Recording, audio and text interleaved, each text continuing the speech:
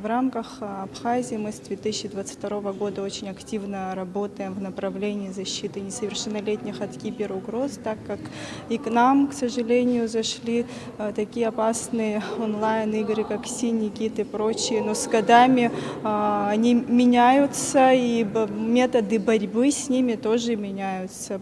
Поэтому очень важно делиться новыми практиками, узнавать о них, потому что в каждой республике, в каждой стране есть свои механизмы реагирования на такие угрозы. Мы со своей стороны очень большую работу просветительскую именно проводим, потому что необходимо просвещать, чтобы была профилактика, значит, такого влияния на совершеннолетних, и очень большую работу необходимо проводить и с родителями, учителями, педагогами, воспитателями, потому что это такая комплексная проблема. Необходимо, чтобы и работа должна быть комплексной, информирование тоже должно быть комплексным. Необходимо профилактические беседы, работы проводить и с детьми, и с родителями, и со школьным сообществом, и с обществом в целом.